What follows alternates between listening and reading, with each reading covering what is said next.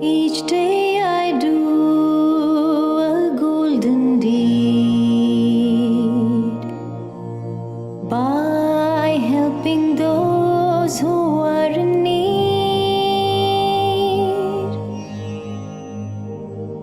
My life on earth is but a span, and so I do the best I can. While going down life's weary road, I try to lift some traveler's load. I try to turn the night to day, make flowers bloom along my way.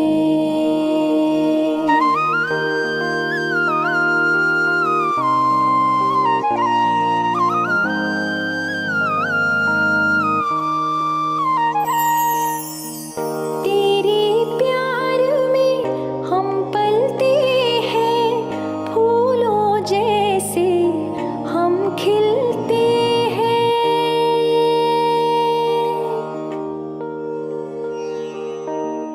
तेरे प्यार में हम पलते हैं, फूलों जैसे हम खिलते हैं। जब भी माँ तेरी याद सताए, साई साई दिल ये गाए। ओ साई माँ, ओ साई माँ, ओ साई माँ, ओ साई माँ।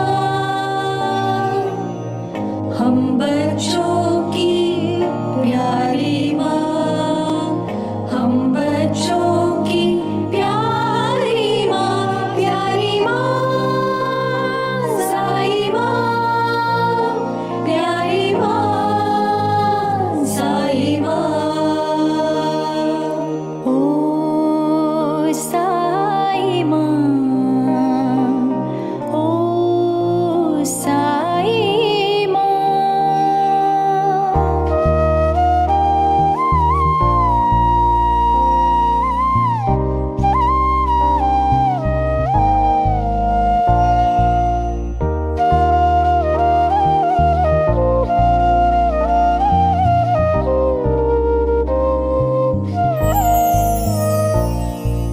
तुमसे मिलकर हुआ यकीन, हम पहले भी मिले कहीं। सिलसिला ये सदियों का, कोई आज की बात नहीं। तुमसे मिलकर हुआ यकीन, हम पहले भी मिले कहीं। सिलसिला ये सदियों का, कोई आज की बात नहीं। जब कोई बात बिगड़ जाए, जब कोई मुश्किल पड़ जाए, तुम देना साथ मेरा, ओ हम नवाज। न कोई है न कोई था जिंदगी में तुम्हारे सिवा, तुम देना साथ मेरा, ओ हम नवाज। तुम देना साथ मेरा, ओ हम Nawaz. We love you Swami, we love you Swami. Thank you Swami, Savior of our souls. And if you ask us, we will always answer. We love you Swami, and we know you love us too. We love you Swami, and we know you love us too. We love you Swami, and we know you love us too.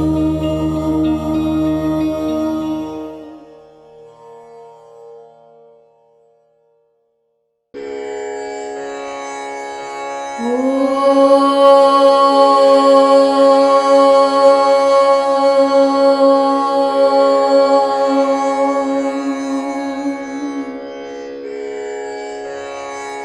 Vakratunda Mahakaya Surya Koti Samaprabha Nirvignam Kuru me Deva Sarvakaryeshu Sarvada Guru Brahma Guru Vishnu Guru Devo Maheshwara Guru Sakshat Parabrahma Tasmai Shri Gurave Namaha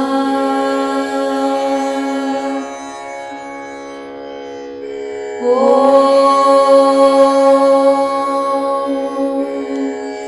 Sai Vidmahe Sathya Devaya Dhimahi Tanna Sarva Prachodayat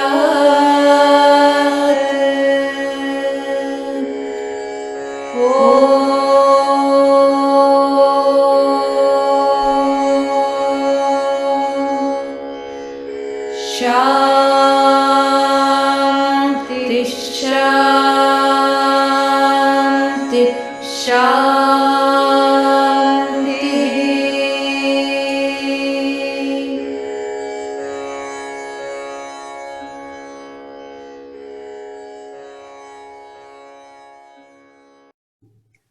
Om Shri Sai Ram, my humble pranams at the lotus feet of our beloved Bhagwan, Sri Sathya Sai Baba.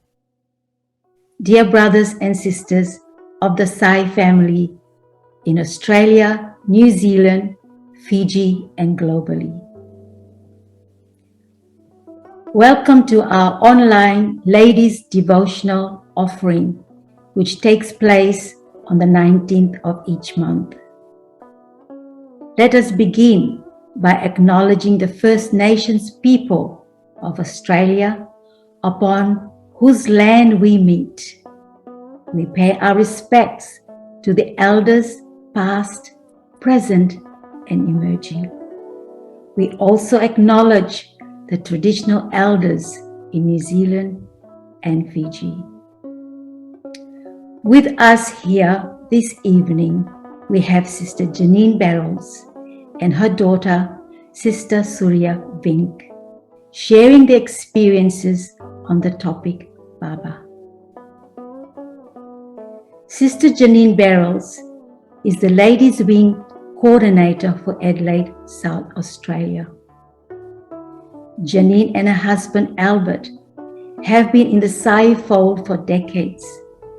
Her first visit to Puttaparthi was in 1980, an experience that is engraved in her heart and mind. Several trips and interviews followed with their 3 children, including their daughter Surya. Swami's never-ending grace during their many adventures provided her with a great deal of personal growth and love for Sai. Because of her involvement with the Sai family in the South Australia, the national and international organization, she benefited from many opportunities such as starting Sai centers, organizing many conferences, SSC programs, and several Sai medical missions to Fiji and the Philippines. Sister Janine has a keen interest in her own personal transformation and for her clients as a psychotherapist. Now, almost at the age of 70, she is still working as she continues to be delighted and inspired by the fact that she, in this day and age, is able to accept, to draw on her inner experiences and speak about spiritual matters through her work. Swami speaks through her, and in that way, his work has become her worship. Sister Surya was fortunate enough to be born into a Sai family. Her parents, Albert and Janine, have been devotees since the 70s. As a family, they had many trips to Prasanthi and were blessed with interviews and memories to last a lifetime. Sister Surya has grown up in the Sai organization and has been active in both Adelaide and Melbourne. She has been a regional president, SSC coordinator, trainer and teacher. She was also a young adult coordinator, both at regional and national level. Being a member of the young adults has given Surya many beautiful opportunities, including World Youth Conferences and birthday pilgrimages. She has been involved in national conferences, the Fiji Medical Camp, and Christmas celebrations in Prasanthi. In a professional life, Sister Surya works in the health IT for the South Australian government. She is married and has a beautiful dog that she loves to travel with. Swami and the organization have influenced every part of her life, and she feels incredibly grateful for the many blessings that she has received over the years. Dear Sai family, please join me in warmly welcoming Sisters Janine and Surya.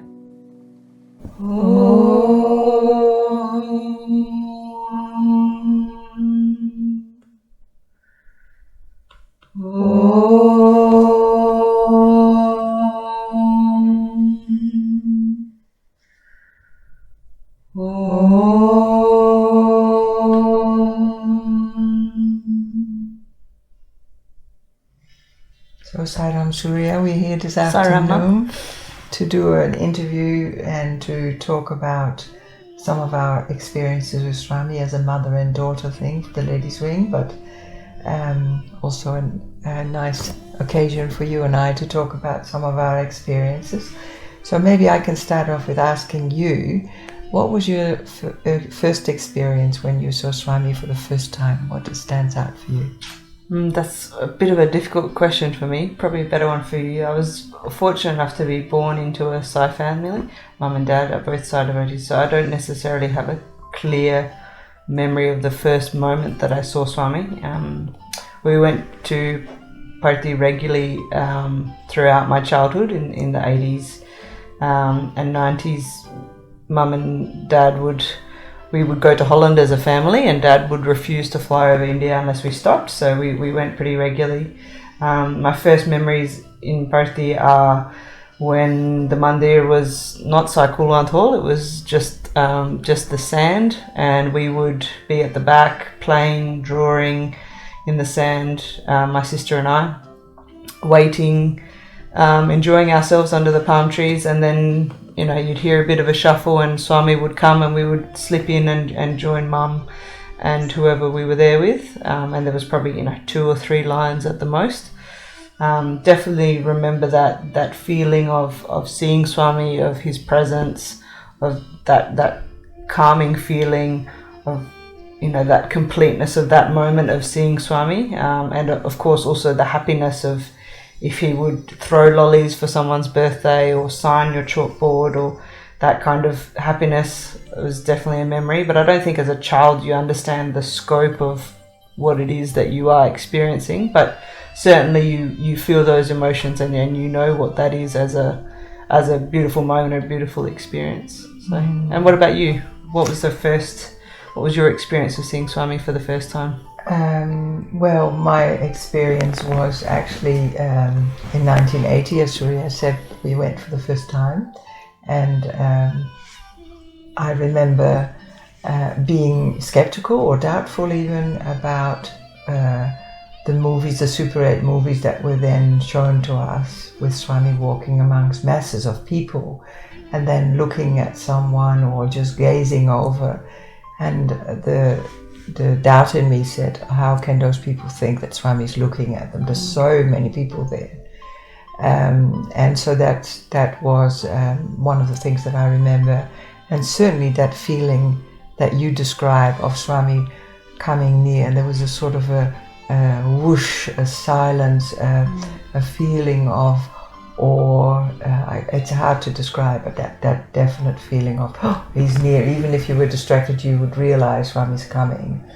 And the most outstanding thing for me was when I was sitting in the sand with you and Satya, Swami coming near, and he looked straight at me, and there was no doubt in my mind that that was a glance just for me, and that incredible, overwhelming feeling of love that I felt, and the realization that Swami loved me was incredibly potent, because I wasn't endowed with a great sense of self love and self-awareness. So it was like now looking back on it, maybe even a sort of an anchoring of, you're with me.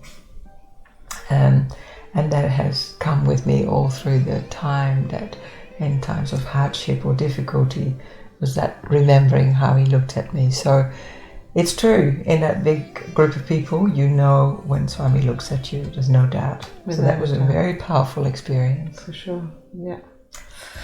So maybe a nice question. It's come up a lot at the moment, but how did you give me my name? I'm changing roles at work at the moment, so people say, "Oh, your name is in what's with your name?" So, how did you give me my name, or how did my name come about?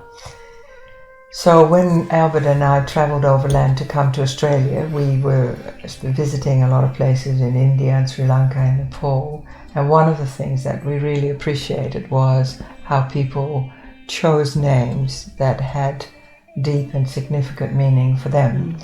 And so you might buy a banana and you say, "What's your little son's name?" And they might say Krishna, and then tell you a whole story about the Mahabharata or whatever. And I really, really enjoyed that. I thought it was marvelous that people spent so much time and energy on giving a name to a child. So we made that kind of a decision then already, that it would be good to give our children unusual names. Little did we think that it would give you so much trouble. So when you were born, just before that, we were in Puttapati about 6 or 7 weeks before, and it was June Dasara, and Swami gave me a chair to sit on because I was pregnant. And in that time, in the interview, he mentioned that he always wants son. I will give you son. And the interesting thing about that is what I wrote in my diary. Swami said to us, and English was still a new language for me. I wrote in my diary, Swami will give us a son, S-U-N instead of S-O-N. So then when you were born, we didn't give you a name straight away. Didn't Swami also say he'd give me a name in the interview? Yeah, he said also, I will give name, yes. So we were kind of waiting, and so in the night that Surya was born, I had a dream that we were in an interview with Swami, and there were lots of people in the interview room, and no one said anything. And Swami said, "Any questions?" And no one asked a question. And I had this, it's also quite an interesting thing, I had this urge like, "Oh, come on now, we need to ask Swami a question, because otherwise it's so quiet here." So I said, "Swami, we've just had a little girl, what should we name her?" And then he said, "Surya." So that was my recollection. And Dad was staying with an Indian family with Satya, and he said, "What is the name for a son in Sanskrit?" So then Para and Padmini said, "It's Surya. Surya is the name." So that's where your name came from. So S-O-N or S-U-N. Okay, cool. I think it's not trouble, but it definitely is something that comes up regularly. You don't get through life without people asking, "Oh, that's interesting." So another question maybe for for you. It's a very broad one, but how does Swami work through you? Yeah, this is a really special question. I feel that Swami works through me daily, lots of times, and he works through me really without me always remembering to think of him. So I'm a psychotherapist, and I was a palliative care nurse, and there's lots of poignant moments where I'm stuck, or where I think, oh, what do you say to that, or what would be the correct way. So when I'm stuck, I often kind of feel that something speaks through me that I am aware of, that's not mine. It feels like I could never have thought about that myself if I say that. Or even things like sometimes I want to say something and I get the feeling that Swami says, don't say anything. So I'm urged to be quiet. And particularly in the area of death and dying, it's actually really important to be quiet and to not say much. And then other times I find myself actually explaining quite deep concepts of spirituality that I myself could have not known. So, or there is a feeling or an attraction with someone that is of an unknown source for me. Yeah. I think for me, like maybe my job doesn't have the same, depth or responsibility that yours does. I work in IT, but I think that the similar things do happen. I think that he works through us without us even knowing, and I think I don't often maybe realize, but I get to realize by how others react to me or comment about me, or things you hear about yourself from others, about how you look after colleagues, or how you go about doing your tasks, or just going a bit above and beyond. I think it's not what you do, it's how you do it. Those are the things that come back that you're maybe not as conscious of in that moment, but when others mention it to you, then you realize, okay, yeah, that is probably a little bit differently to how others prioritize things, or how others deal with things, or how others empathize or care about things in a professional way. And I think, Swami works through us all the time, not just in our jobs or with our families. I think it's, an interaction with a bus driver, or with the smallest of things and the biggest of things. He uses us as an instrument, and how lucky are we to be able to do that, which is very nice. Yeah. So what appeals to you, Surya, about the Sai mission and the Sai movement? I think that Swami's mission to me is very simple, and it's something that everybody can understand, and that's, love all, serve all, help ever, hurt never. To me that's Swami's mission, and that's something so universal that it's something that is so easily transferred or implemented in every single part of your life. I think that's what attracts me, and it's actually completely secular. It's not, it doesn't apply to any religion or any faith or any race or any age.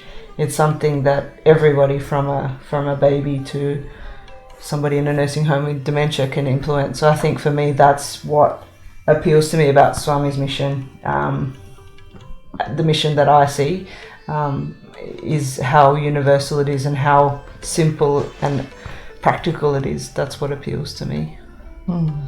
Yeah. What about you?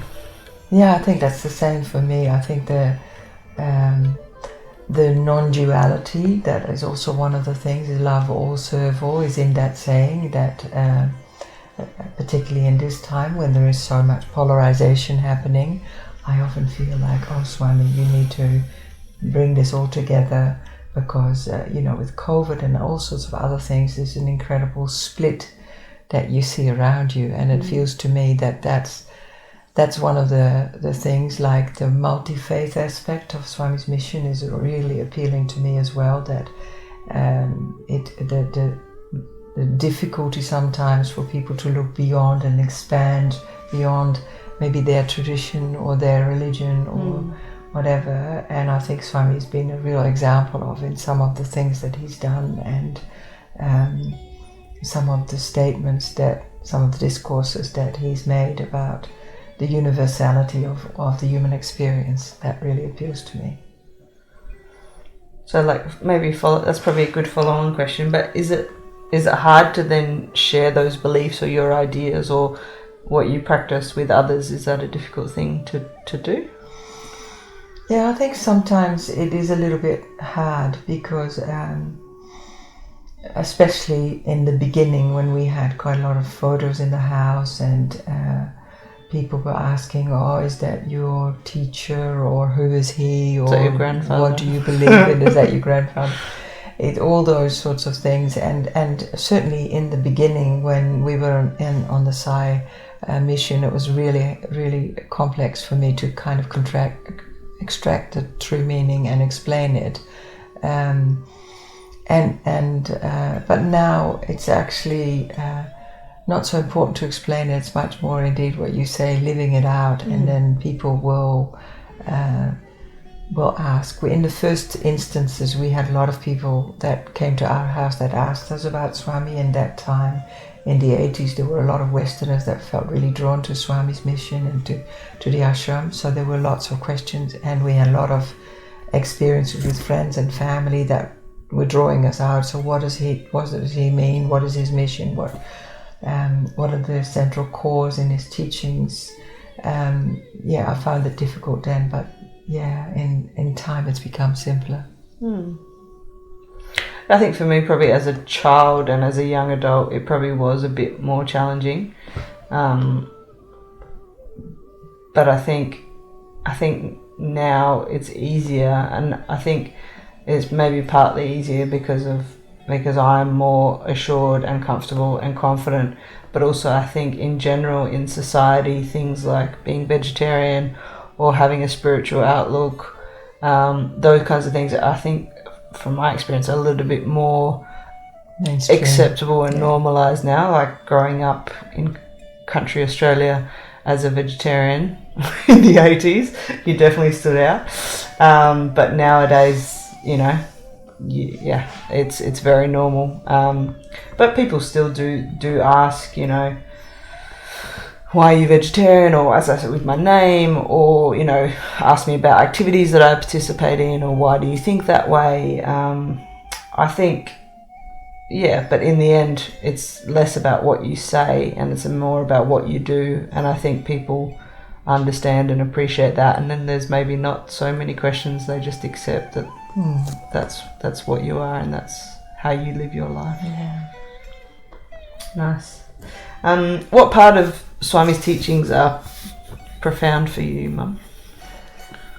As I said before, the teachings of love all, serve all, and that idea, I think Arthur Hillcoat said that, who was one of the earlier devotees who Swami called the lion. He said that for us to realize that our job is in this incarnation is to come as close as possible to the self, and the self is the divine within. So our job is to become self-realized, and so that idea that Swami says that I am God and so are you. The only difference is that I know that and you don't know that yet. And that to me is illustrated lots of times when I have doubts, or when I maybe am judgmental about people, that I feel, okay, I've just lost that perspective that there's divine in everyone. So that's a really soothing and pleasant core aspect of Swami's teachings that I love. Yeah, you took the words out of my mouth. That was the exact quote that I was going to say. So I don't know if I can give a better answer than that. I think that is the most profound. It is the simplest, but it's also the most difficult in some ways to get your head around and to actually live. If you can live just that, I think you're there, aren't you? Yeah. So what do you, Surya, and I know you've done a lot of service, and it's almost like when I think of you, it's your nature to be of service to others. What do you gain from the emphasis on service in the Sai organization?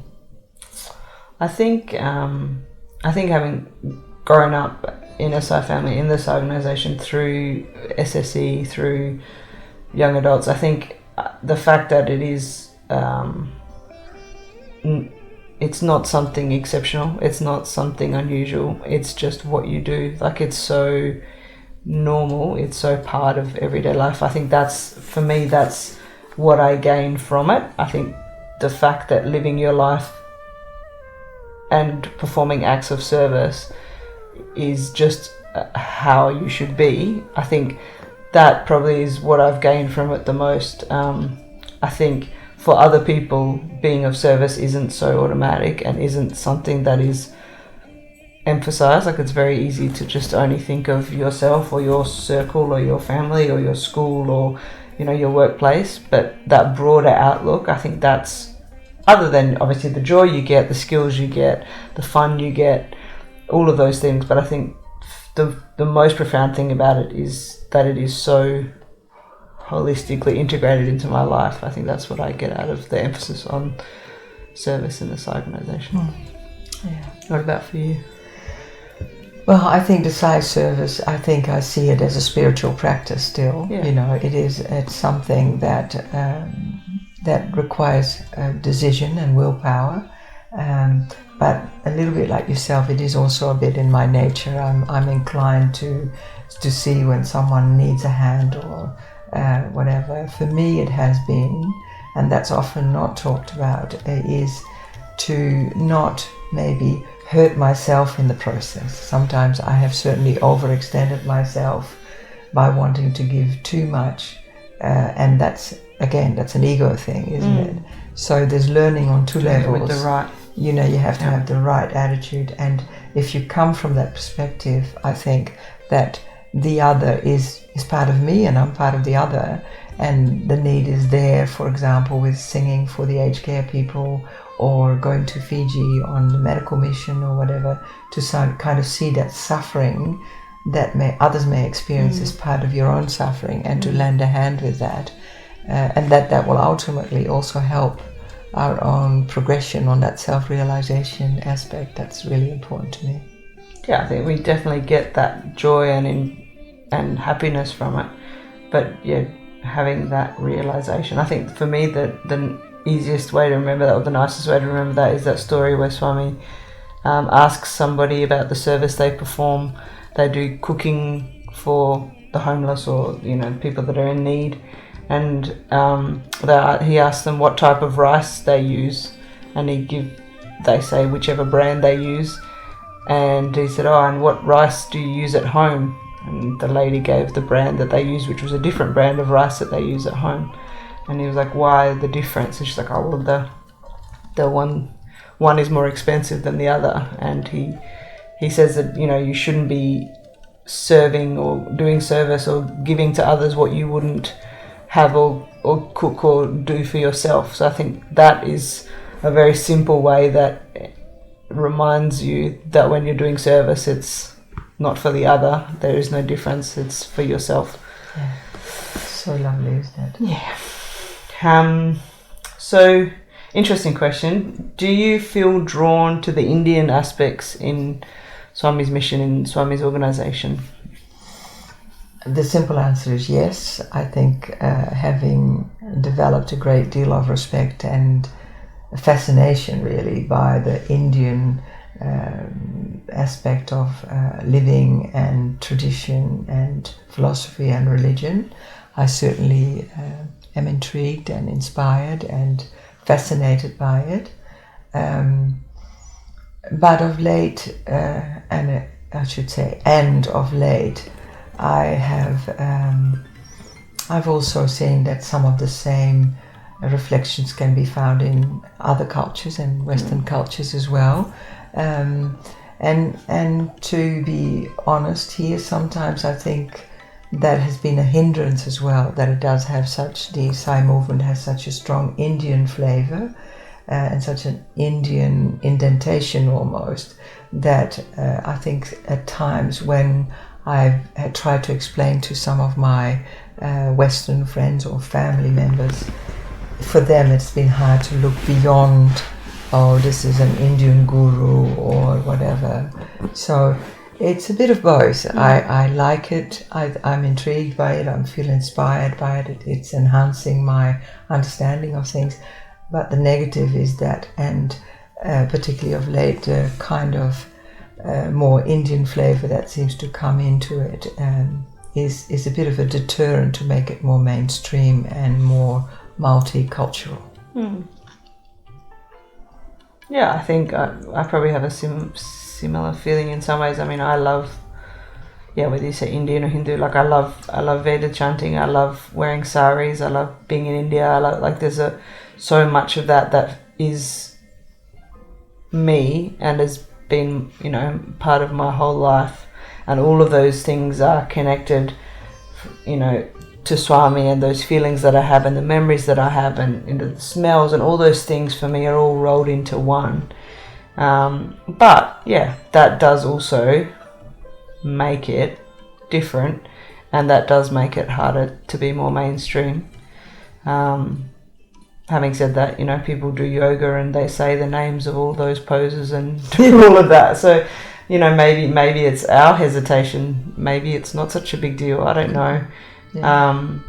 But it is something that, you're aware of it. My husband is not a Sai devotee. His family are not Sai devotees.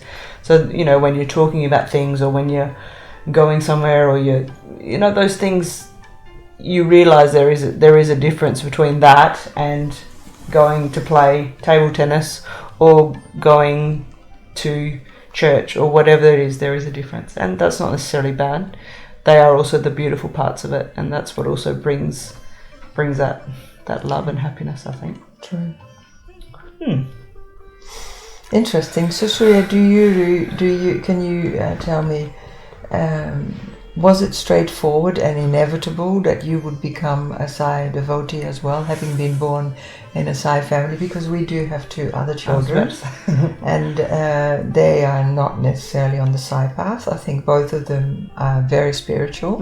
They have very strong kind of understanding of spirituality and that realization of self, and they live according to that, but they are not drawn to the Sai path at the moment. But you have. Can you tell me a bit about that? I don't think it was automatic. I think, was it destined? Was it fate? Was it I think yes. I think Swami being a part of my life, there is a reason why you are my parents, why I'm born in this lifetime. So I think that part of it is definitely automatic, or meant to be, or however you want to say that. And growing up in a Sai family gives you the values and the understanding, and my sisters have had the same experiences as I have in having that foundation of those core beliefs, the human values in our life. I think for me, I was fortunate to be really inspired and engaged with the youth, with the young adults. At the time, young adults or youth was from 16, so this is my last year as a youth at 40, but I think I've probably got the longest career. So from 16 to 40 I've been involved in some way with the youth and the young adults, and I think that is what has sustained me in lots of ways on my spiritual path and my journey and on my connection with Swami. But having said that, transitioning from SSE or Balvikas into the young adults, that's definitely not automatic. There's plenty of people that don't make that transition, and there were times in my childhood and in my young adulthood and now in my adult life that those things, you are closer and further in that path. It's not a straight line trajectory, so I don't think it's automatic. I think it was meant to be that this is where I am and that I'm a Sai devotee, but it's still a spiritual path that takes practice, that takes motivation, that takes connection, and you get the rewards from that as well. But it's definitely, I wouldn't say it's automatic, no. Mm-hmm. Yeah. I think you said once that before, this was inspiring for me to hear, you said that having been born in a Sai family, it was you still had to make your own link with Swami. That was significant for you. It wasn't, and I think that's also really a compliment and telling something about the fact that you can grow up in a Sai family and you can have parents that are Sai devotees, but there's still that heart-to-heart connection that you make with yourself, isn't it? As an individual, you still have to make that choice and have to have that connection with Swami and make him number one and have him as that important thing in your life. That's definitely something that comes, and that comes later in life, and it comes through some people through one big experience, some people through those gradual moments, and they're there. But definitely for me. So talking about the up and downs, what about you? Have you ever had a time where you felt maybe a bit distant from Swami or less connected to Swami? Yeah, there have certainly been times when I could see within myself, certainly not the times when there's trouble or crisis or difficulties. It seems like you're very close to Swami then, but in times when things are going smoothly and you can almost get lulled into thinking, oh well, things are going well here, I don't necessarily need to spend all that much time on meditation or whatever, and that's probably the time when you should do it most. And sometimes there have certainly been times where I felt, and I say this wrong, but I felt that Swami was distant, but it was me being distant from him. But I think that's where the spiritual practices such as meditation and chanting and coming from the values are so important. They like the scaffolding in those sorts of times, I feel. Yeah, definitely. I think I'm probably the same as you. I find it's easier to have that closeness in difficult times, but it's easier to feel further away from him when all is well. Yeah. I wanted to ask you another question that we don't have on our list, Surya. Can you share with us a little bit about when you went to the youth, when you had that interview with Swami with the 106 youth? Oh, it was more than 106. Oh, okay. I don't know the number anymore.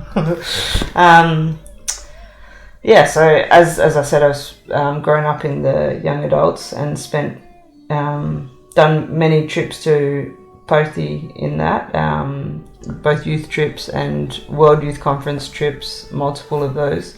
One of the trips was in 2006, and we went with a big group from around Australia. I was the only person that went from Adelaide, and so I had to do all the preparation. There was a lot of preparation that was involved in it in terms of sadhana and spiritual practice in the lead up, but also preparing for the program, learning Veda chanting, learning songs. It's quite a lot involved, and doing that on my own was challenging, but it was also really nice. And so when I came together with the bigger group, I felt really inspired to come together as just little old me from Adelaide with this big group. And we had an amazing trip. We had the red carpet rolled out for us. We had the best of the best in Poti, I think. We saw and did everything and had a beautiful time, and Swami really spoiled us. We had, amazing darshan and had opportunities to be in the mandir for bhajans, and it was a really, beyond what you could believe, could imagine, could happen. We had prepared a musical program, as you do, I think, partly just to keep yourself busy. And we were really hoping to offer that to Swami, and part of that was they were going to have little interludes in between the songs. And when I got to Prasanthi on that first day, I think they hadn't really thought about how it would be presented, and all of a sudden they're like, we need these interludes to introduce each song. So the first night I got asked with a group of others to prepare an interlude for one of the songs, and my immediate reaction was no, I can't do it. There's plenty of other people that are much better than I am. I felt that I wasn't a good public speaker. There was plenty of other more deserving people. And also, I wasn't very confident in my ability to do that. And I had to prepare it by the next day. So I said, no thank you. That's very nice, but no thank you. And I got put in my place, and I was told, if Swami asked you, what would you do? And I think that's probably something that's a question that's been put to a lot of people over the years, but when it was put to me in that moment, in that time, in that situation, Swami asked you, would you say no? Of course, I couldn't say no. So I prepared my little interlude that night for the song that I was going to introduce, and then learnt it off by heart, and we did it every day in those practices for the however many days we were there. And so I felt really fortunate and really blessed, and I felt really connected to that song. But I was also really nervous about having to do that interlude, about having to stand up and speak in a big voice and do that in front of everybody. And on our last day, we had a morning darshan, and then we were going to catch the bus and all go home. And we had our last darshan, and it was beautiful. But there was, at the end of it, there was tears, and it's all over, and we didn't get to do our program. But how blessed have we been? And then we got to hear that Swami wanted to see us in the afternoon in the mandir. So that was an amazing feeling, and everything got turned on its head, and everything got reorganized, and there was just enough time to the minute for us to be able to stay for Swami to see us, and to catch the buses, and then be able to all make our flights out of Bangalore that night. So we all prepared, and we got to wear the beautiful sari that we wanted to wear, and went to the bhajan hall and waited there. Do you give the rose to Swami? No, that was for the World Youth Conference. So this was for that. So then Swami came, did darshan. We could hear outside that he was giving darshan, and then he came into the mandir, and he just popped his head in, and my memory of it is that we all laughed. I think it was such a cute moment of how he just stuck his head in. He was still walking at that time, and with assistance, and he stuck his head in, and we all laughed. And I think it was partly just such a beautiful, playful moment, but it was also just it was an outpouring of relief, I think, and love and gratitude and all those things from us. But yeah, we had a beautiful interview, beautiful time with Swami. We got to ask questions, had photos, all of that. And then the nicest part for me was that we got to actually do a few of the songs that we prepared. There was also a play, there was all sorts of other things, but we got to do, Swami asked us to sing a few of the songs, and we didn't have our whole instrumental thing, but we sang the songs to the best of our ability. And because it wasn't a full music program, I didn't have to do my interlude. So I didn't have to do the part that I was stressed about, but we still got to sing that beautiful song, which meant so much to me. So yeah, that was a long answer, but yeah, it was very special indeed. Yeah, I remember that was a very important time for you. Definitely. And you got very linked up with people from all over Australia as well. They became your friends. And I think that practice of doing that preparation alone, and the discipline of that as a young person, I think that really has had a big impact, as well as all the other amazing experiences. Yeah. Maybe a question for you, Mum. What is the most meaningful thing for you as a spiritual aspirant, as someone on the Sai path? What is the most meaningful thing as an aspirant? Yeah, the most meaningful thing is actually simply that love all, serve all, and practicing that is not something that you do in front of a picture of Swami or you do during your meditation. That's actually kind of mixed in all life experiences, and I guess with that comes also admitting to self and others that maybe at times we're vulnerable, or we're losing track a little bit, or we get angry or whatever. So that what is most important for me is that human experience with Sai's teachings of love. I think for me it's just that deep knowledge and foundation that it gives me as a human being, like as a person, just that core belief in, goodness and beauty and all of those things in life. I think that's the most meaningful thing for me, is to live a life of purpose, to see the goodness in others and to want to serve others. That foundation of the purpose of what your life is. Yeah. I think for me there's also another thing of seeing a lot of suffering and hearing about a lot of suffering and suicide, etc., and in palliative care as well, dying of young children, for example. Processing that, as we all know, is difficult and can be a very big challenge, and to kind of have that deep faith that, although it may not appear to be fair or understandable even, that deep faith that it is according to karmic laws and to Swami's understanding of things. So that's been of tremendous help for me to maybe deal with what seem injustices or unfairness or heartache, to kind of, and it's not a glib way of trivializing other people's suffering, but it's like, I may not understand, but there is something here. And when we were in the ashram, there were a number of experiences that we had with people where they were told by Swami that, yes, this boy is disabled in this life, but in his past life there was other things that had happened to that child, and that gives a sense of calm and understanding. Not immediately, but certainly is a very comforting. It's a beautiful way to live life, knowing that that underlying So what did you gain from leadership positions? That you've held a number of leadership positions in the Sai organization and with the young adults, Surya. What did you gain from that? I think when I think about it, the Sai organization has probably been Swami has been my greatest teacher, but I think in a way the organization has been my greatest teacher as well.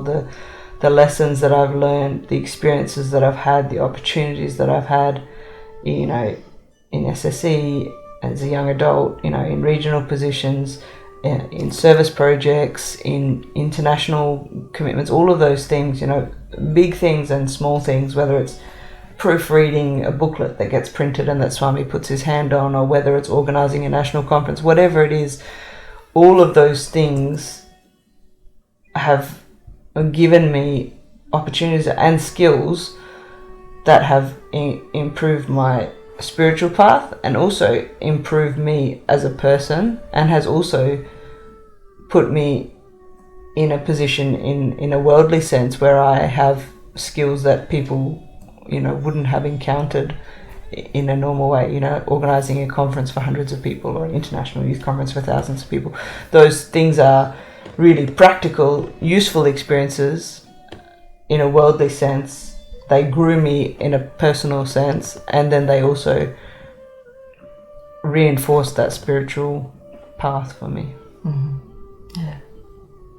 What about for you? You've had plenty of leadership positions. You still have leadership positions. I think a bit similar, that some of the leadership positions that I have said yes to in the Sai organization, I think of the early days when we set up centers. When we lived in Waiala, we set up a center there. We lived in Holland, we set up a center there. All those sorts of things. If I had done that with my worldly understanding, I probably would have lacked in confidence, or I would have had a lot of doubts. But that extra dimension of doing it for Swami has often helped me to get over that trepidation or worry.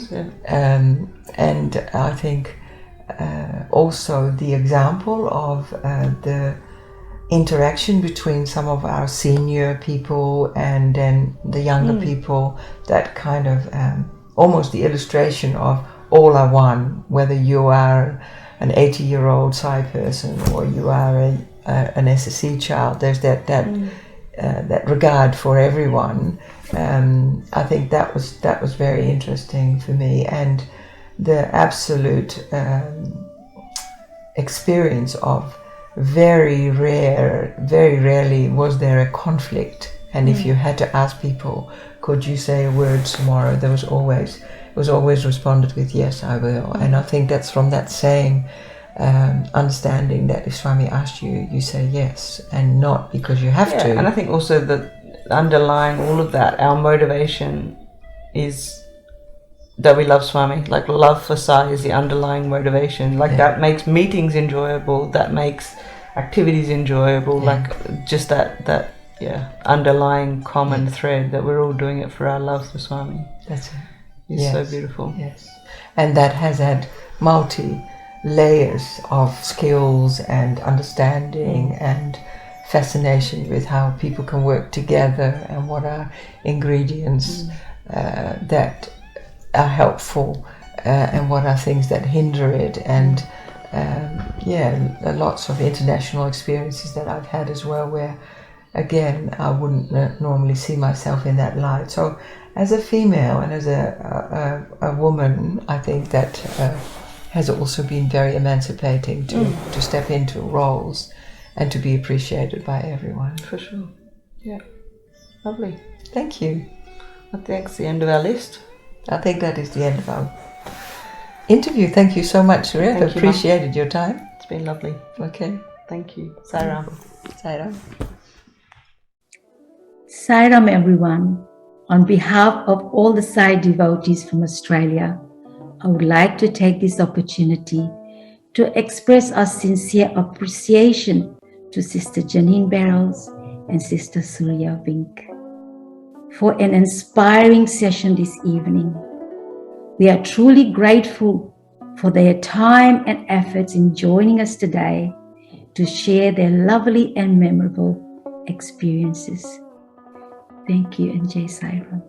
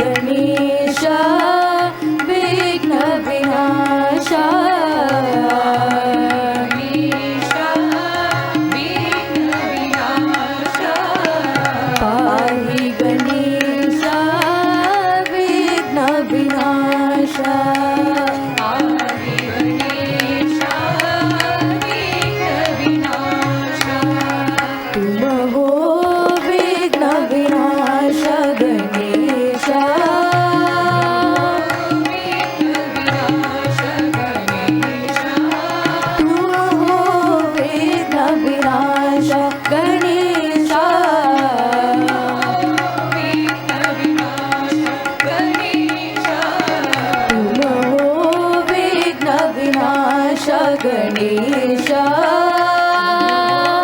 विघ्न विनाश गणेशा पार्वती नंदना पाहि गजानना पार्वती नंदना पाहि गजानना प्रणव स्वरूपा पतिपुरीशा प्रणव स्वरूपा पतिपुरीशा पाहि गणेशा विघ्न विनाशा गणेशा विघ्न विनाशा पाहि गणेशा विघ्न विनाशा पाहि गणेशा विघ्न विनाशा तुम हो विघ्न विनाश गणेशा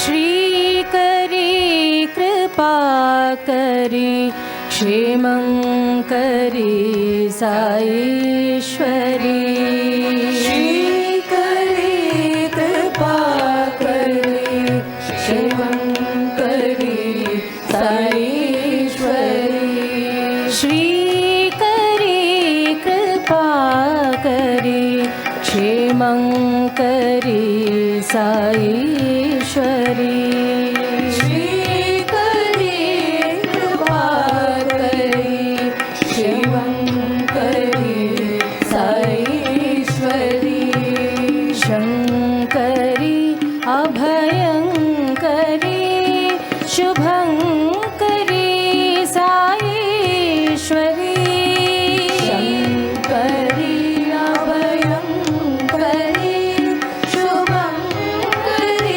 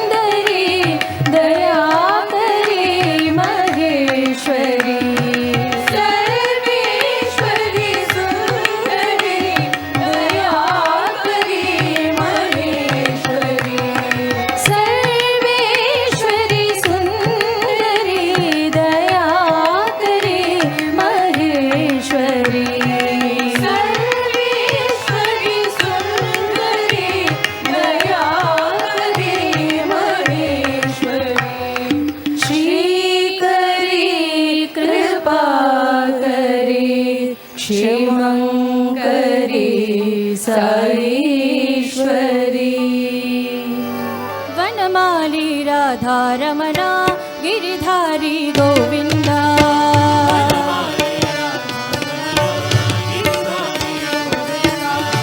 वनमाली राधारमणा गिरिधारी गोविन्दा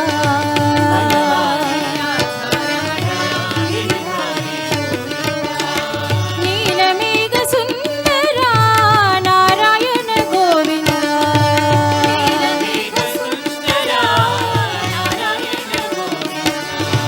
नीलमेघ सुन्दरा नारायण गोविन्दा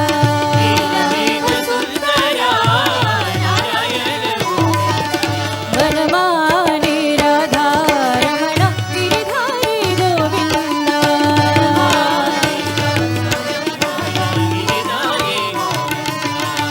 भक्त हृदय मंदारा भानुकोटि सुंदरा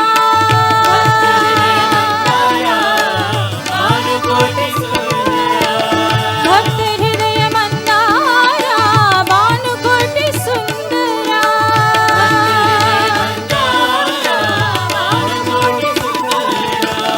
नंद नंद गोप वृंद नारायण गोविंदा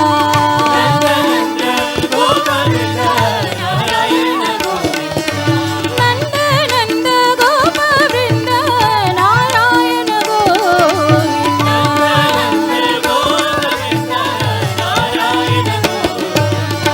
वनमाली राधारमणा गिरिधारी गोविंदा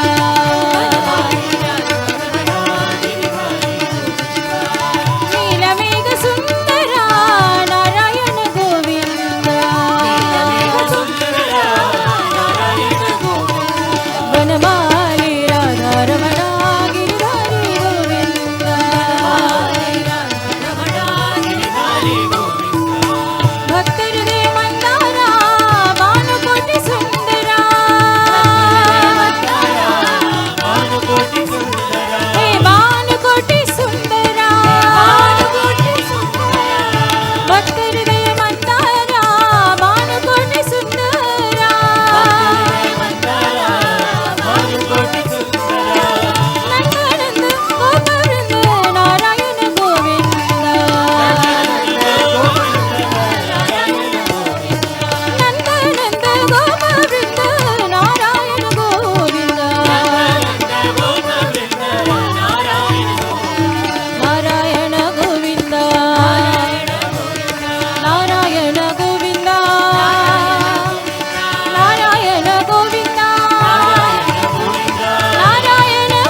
नारायण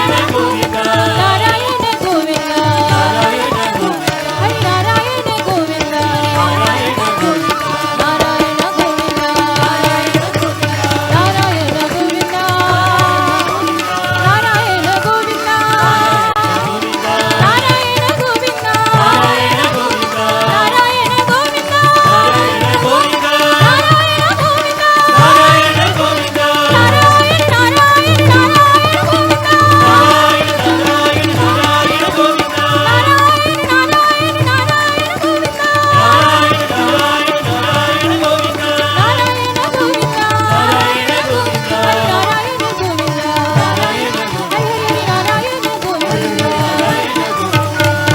वनमाली राधारमणा Giridhari Govinda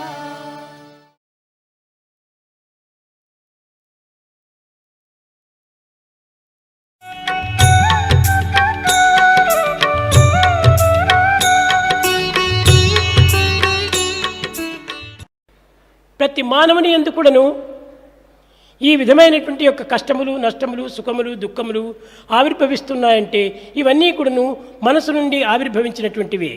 Man suffers all problems, worries, anxieties, troubles and obstacles which are more or less ఈనాటి psychological. మానవుడు అనుభవించేటువంటి సుఖ దుఃఖములు ఆశించేటువంటి యొక్క రాగద్వేషములు, సేవించేటువంటి యొక్క విషయవాసనలు మూడు కూడాను మనసు ద్వారా ఆవిర్భవించినటువంటివి. In fact, mind is the center of origin for the pain and pleasure, attachment, hatred, and all the sensual pleasure that man wants to మనస్సు experience. ద్వైత భావములో కూడటం చేతనే ఇవన్నీ కూడాను మనకు కనిపిస్తున్నవి. It is the dual mind that is responsible for all. మనసు ఏకాత్మ భావం పెంచుకున్నప్పుడే ఇందులో ఏమాత్రం కూడాను విపరీతమైనటువంటి భావాలు కలగవు. When once the mind is non-dual, there will be no perversions or aberrations. కనుక ప్రతి మానవుడు కూడాను సుఖాన్ని దుఃఖాన్ని ఆశిస్తున్నాడంటే దుఃఖం వల్ల మనకు కలిగేటువంటి నష్టము కంటే ఆదాయమే ఎక్కువగా ఉన్నది. In fact, if we investigate clearly the twin experiences of pain and pleasure, in fact we derive ప్రాచీన more benefit పురుషులు, out of pain. ప్రాచీన చరిత్రాత్మకులు ఈ దుఃఖమునే ఆశించాలని సుఖాన్ని ఆశించలేదు. In earlier days, people invited pain. సుఖము నుండి లభించేటువంటి యొక్క ఆనందం కంటే దుఃఖము నుంచి వచ్చేటువంటి యొక్క ఆనందమే శాశ్వతమైన ఆనందము. The bliss that you attain towards the culmination of sadness is permanent when compared to that of happiness. మనం దుఃఖాన్ని ఏమాత్రము విమర్శించరాదు. We should not criticize misery. ఆనందాన్ని మనం స్వాగతం చేయరాదు. We cannot merely invite happiness. సుఖము కంటే ఆనందమే మనకు అమితమైనటువంటి మిత్రుడు. And in fact, bliss is of more advantage than happiness. కనుక ఇటు దుఃఖమైనటువంటి పరమ మిత్రుణ్ణి మనము నిరంతరం కూడా ఆశిస్తూ ఉండాలి. We should always invite the troubles now and then. Mahabharatam నందు కుంతీదేవి వచ్చి కృష్ణుని పాదముల పైన పడినప్పుడు అమ్మా నీకేం కావాలి అని ప్రశ్నించాడు. In that great epic Mahabharata, when Kunti fell at the feet of Krishna, Krishna asked her, what is it that you want? Krishna నాకు నిరంతరము దుఃఖమునే అనుగ్రహించు అనింది. Krishna, please bless me with all the troubles and problems in this life. ఈ దుఃఖ సమయం నందే నిన్ను అమితంగా ప్రేమించాను, అమితంగా ఆరాధించాను, అమితంగా పూజించాను. It's only in times of difficulties I loved you more and more. I worshipped you, I extolled you, I adored you. దుఃఖము లేని సమయం లోపలను పాండురాణిగా ఉండినంత వరకు నిన్ను ఏమాత్రము నేను స్మరించలేదు.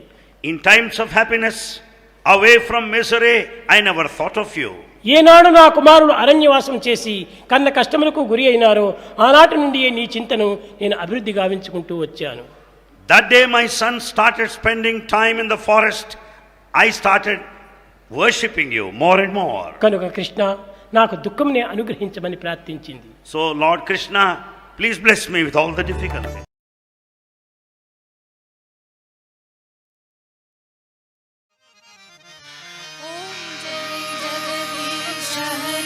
Swami Sathya Sai Hare Bhakta Jana Samrakshaka Bhakta Jana Samrakshaka Hari Harishwara Om Jai Jagadish Hare Shashivadana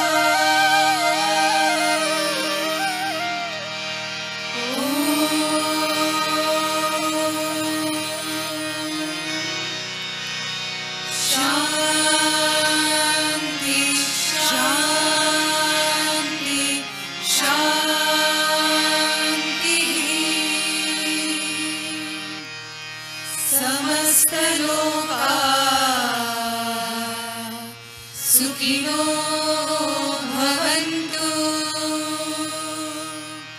समस्तलोकाः सुखिनो भवन्तु समस्तलोकाः सुखिनो